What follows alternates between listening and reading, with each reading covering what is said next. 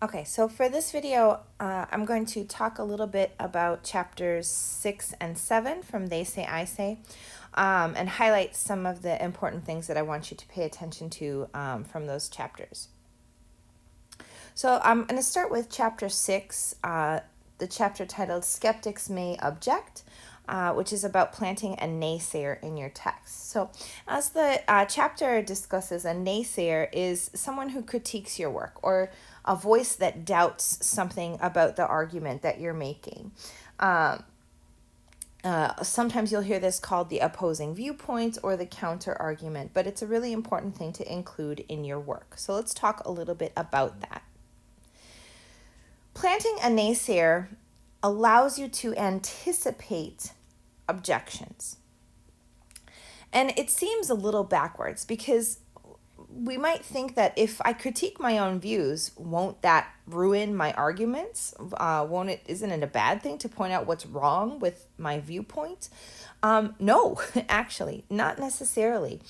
And let's talk about why that is the case. So it's not necessarily true that if you critique your own views, you ruin your arguments. In fact, it actually builds your credibility with your readers. It does this by demonstrating an understanding of the greater conversation. We've talked a lot about what They Say, I Say, about entering into a conversation where there's a back and forth. There's always at least two sides to the issue. If you don't critique your own views, in other words, if you don't plant a naysayer, you're showing that you don't understand that there's anybody else out there. You're not entering a conversation. You're really just having a discussion of your own ideas, and you're not putting them in a greater context.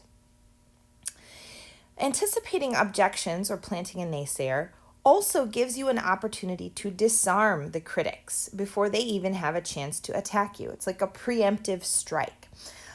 You are able to anticipate what others might actually critique about your argument, what doubts they might have, and then give them something to think about for that argument. Say, here's what people might say against me, but here's why it's actually not true, or here's why it's not 100% true. And then finally, anticipating objections shows that you respect your readers as critical thinkers. You don't want your readers to think that they're just idiots who are going to believe anything that you have to say.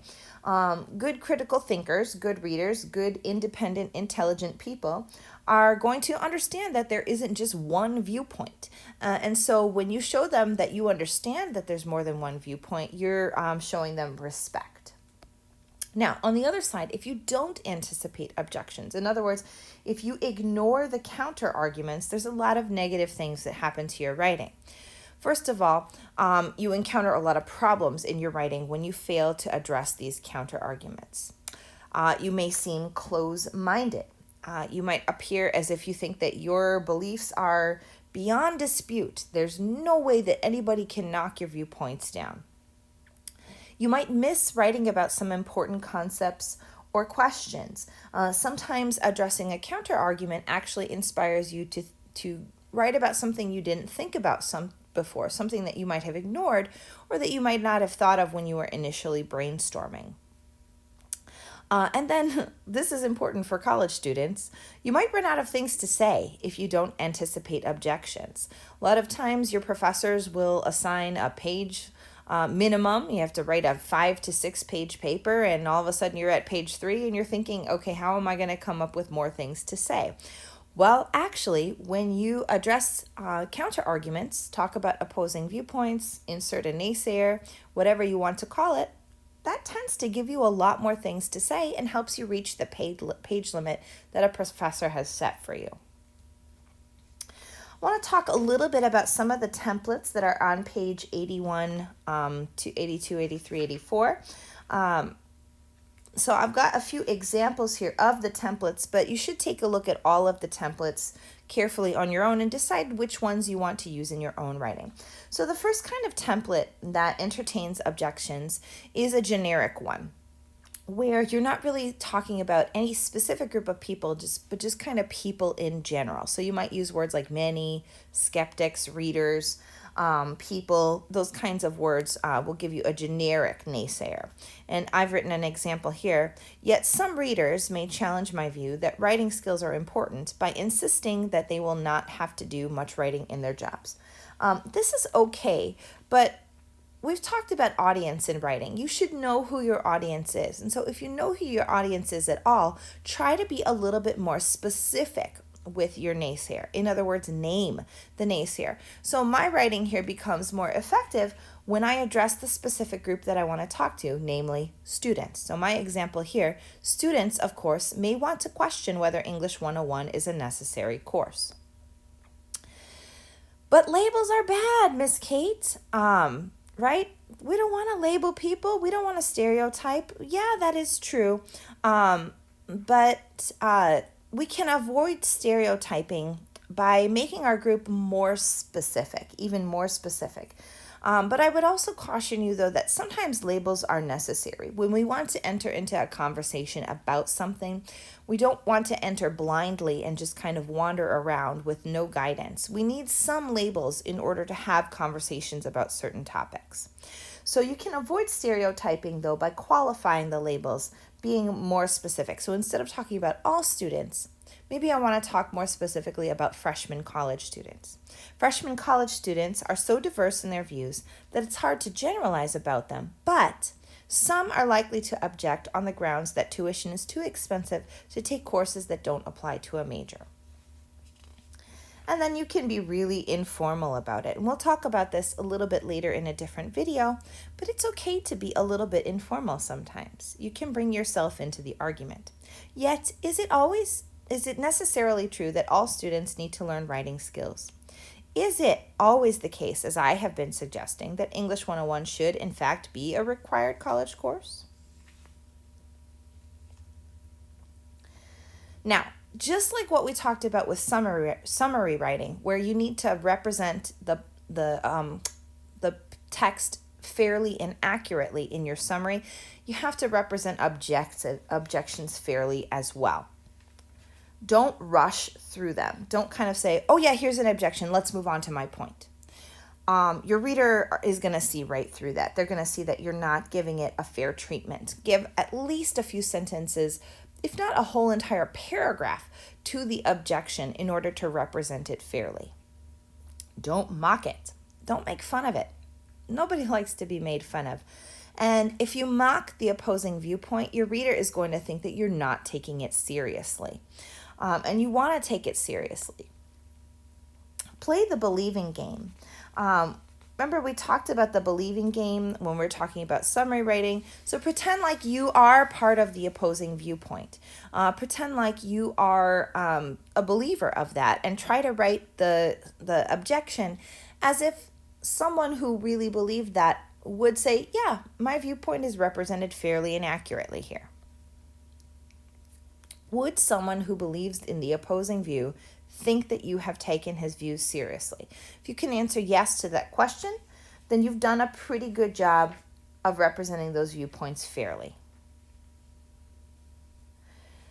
Now, you can't just insert the objection into your writing and then move on to a different point. You have to actually answer the objections. And the reason why is because you don't want your reader to be persuaded by the counter argument. You don't want your reader to take what you've written about the objection, say, oh yeah, that's a really good point, and then believe the counter argument. You still want your reader to believe what you have to say. So respond persuasively. You have to refute the counter argument. In other words, you introduce the counter argument and then you argue against it.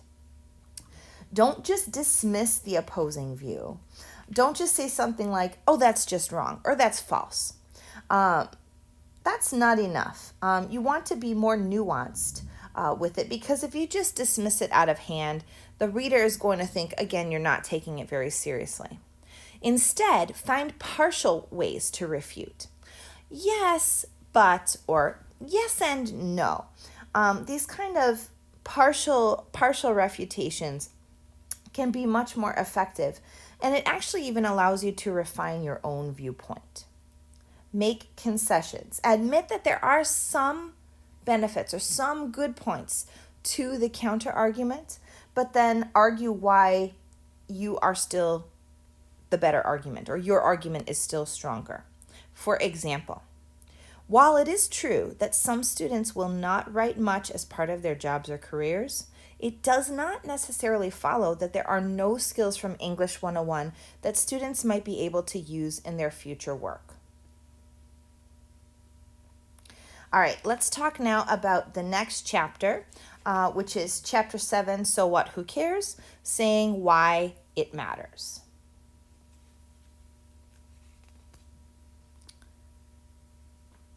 How many times have you been in a lecture for one of your college professors, maybe even my class, and you're sitting there thinking, ugh, I have so many other things I need to do, so many things I could do with my time. Why am I sitting here? Why does this matter? Who even cares about any of this? I'm not going to take offense. I'm sure it's happened before. But that's also something that you need to consider in your own writing. You need to think about, why does your reader even need to be reading this? Who cares, and why does it matter? So first, let's talk about the who cares question. You need to think about, when you're writing, who, if anyone, is interested in what you have to say. Does anybody really care about what you're writing about here? Take a look at page 94 and 95 for some templates that you can use to show your reader who should be interested in what you have to say, or who should care about what you have to say. One way that you can think about it is that if you're writing about something and there's earlier thinking, you can refute that earlier thinking. So parents used to think this, or scientists in earlier research thought this. You can refute that earlier thinking in your own writing. Or you can just explicitly write who cares. There's the example on page 94, but who really cares? Literally write that in your writing and then tell your reader who it is that should care. Name specific groups of people. If you think that there's somebody who hasn't been paying attention to what you're writing about, but you think they should, name those people. Tell them that these people or these groups are the ones who need to pay attention to what you're writing about. But that's not enough. It's not enough to just tell who should be paying attention to you.